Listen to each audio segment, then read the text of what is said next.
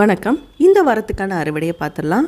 எங்கள் 5 அடுக்கு தோட்டத்துக்கு இடையில ஒரு சின்ன இடத்துல காய்ச்செடி போட்டிருந்தோம் இல்லையா, அதை போன வாரம் ஃபுல்லாக க்ளீன் பண்ணி பூச்சி மருந்தெல்லாம் அடித்து மெயின்டைன் பண்ணோம் இல்லையா, அது இப்போ காய் கொடுக்க ஆரம்பிச்சிருச்சுங்க.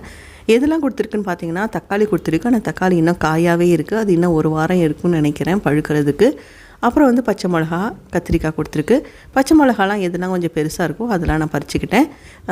கத்திரிக்காய் வந்து பார்த்திங்கன்னா கொடுத்துருக்கு, நிறைய இடத்துல கொடுத்துருக்கு. பூச்சியெல்லாம் போயிருச்சு.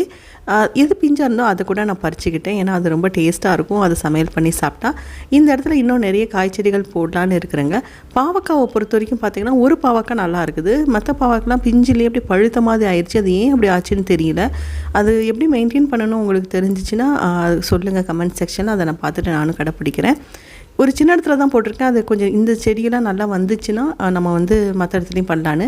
இது வந்து பிளாக் வெல்வெட் பீன்ஸு. அது இதெல்லாம் வந்து காஞ்சிருச்சோ அதையும் நான் பறிச்சுக்கிட்டேன். ஸோ இந்த வாரத்துக்கு என்னெல்லாம் கிடச்சிருக்குன்னு பார்த்திங்கன்னா, பப்பாளி எடுத்துக்கிட்டோம், கத்திரிக்காய், பச்சை மிளகா, அப்புறம் பிளாக் வெல்வெட் பீன்ஸ்.